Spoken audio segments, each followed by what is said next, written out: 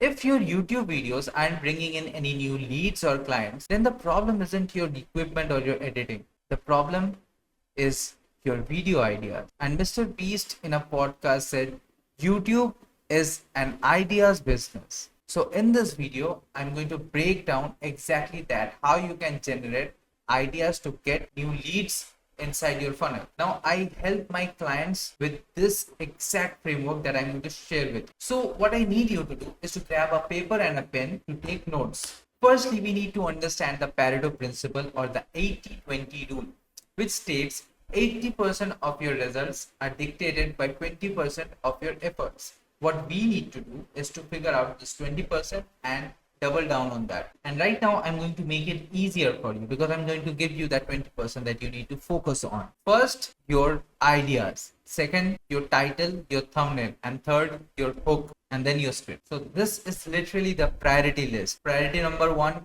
idea. 2, packaging. 3, hook. 4, rest of the script, keep the viewer hooked. And 5 is a funnel to convert them. But we are not talking about 2, 3, 4, 5 in this video. We are talking about the ideas.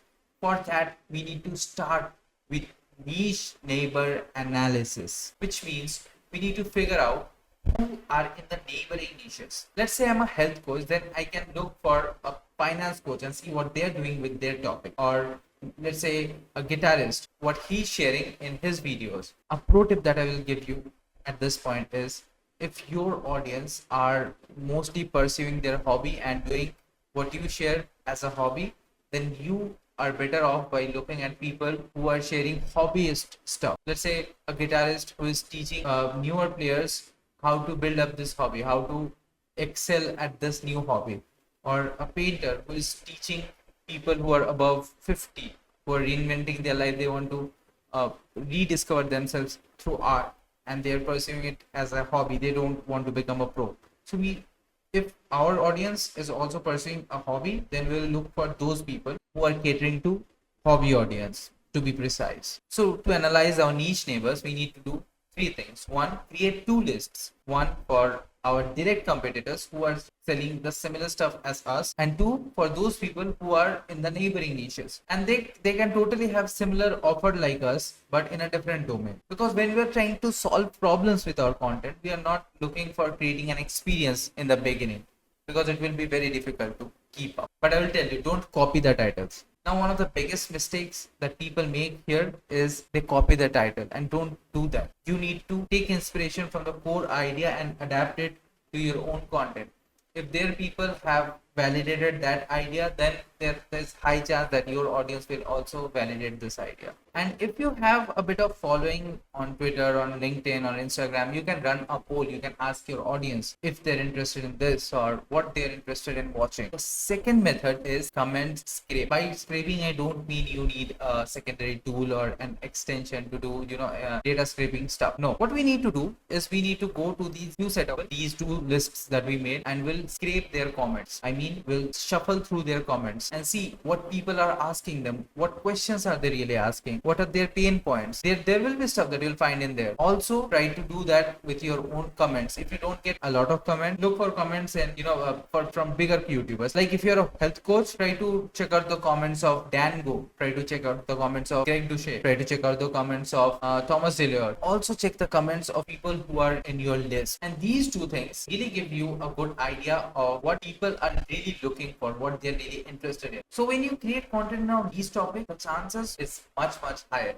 And this is actually a proven thing. I have done this for a client. Another bonus method can be then look for searched keywords in websites like vidIQ or TubeBuddy. They will not work really well, but if you are drowning really bad, then it's like the last resort. You can see what search terms are coming up, but it's very difficult to win with search. The better idea that I would have is to check your own YouTube channel, which is also all we need to do. Is we need to figure out what's working in our channel, and for that we will need data. That's why I post 3 videos every single week, which is also our method 3, that is our own YouTube channel analytics. You need to understand, or we need to understand, what is YouTube trying to tell us. YouTube is actively trying to figure out whom does this content resonate to. So it's always testing by pushing your videos to different kinds of people, and the videos which reach the correct kind of people work really well. We need to look at the analytics. Which kind of videos are getting most views? Are they long videos like a 2 or 3 hour long deep dive, or are they short videos which are like a 3 or 5 minute video?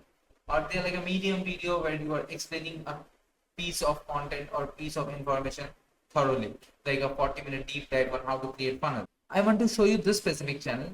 This person creates sales content, how to become a better salesman, negotiating tactics, and his content is like 3 to 6 minutes long.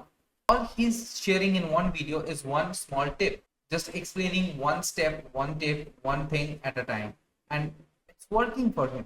And that's what we need to do. We need to see what's working for us, which kind of thumbnails are working better, which kind of titles are working, what's resonating with our audience. And if needed, we should tweak our offer to cater to our audience even more. So let's say if your videos have a lot of returning viewers, then you don't need to repeat yourself again and again. Then you can start introducing your offers like your lead magnets. See which kind of videos are getting most lead magnet conversion, like most people are signing up for your lead magnet from which videos. If you want more email signups, make more videos around those topics, make a version 2 version 3 of that topic, or you can make like a hot take or a different opinion on that topic. Similarly, if your channel is getting a lot less returning viewers or new viewers a lot more, then what you need to do is you need to introduce yourself, your offer, what problem you are solving in every single video, your credibility factor, whom you have helped. So you need to sew this thing in. You need to talk about your offer sometime in the video. Don't try to sell to them, just say you exist, you do this is your credibility factor. So we are reinstating the thing again and again. For example, in case of my clients, I urge them to talk about their USP again and again, their credibility factor. Why should people watch them? Why should people listen to them? What's that thing that proves that they have walked the walk? We talk about that in every single video where we have more new viewers and less returning viewers. So that's how we use analytics, and we can talk about this as long as we want in a different video. But this is the first step to get more people in your system. And then we fix the next 4 things. We start getting them inside your funnel. But this is the best way to get interested people in. But even the best video topic fails if the video is not structured for retention and conversion. The retention matters as much as the topic selection. And if you want to increase your retention to convert people from just viewers to clients or qualified leads, then you need to watch this video where I show you how you can increase your retention. This is a foolproof way which have helped us increase our retention for our clients. So make sure you watch this.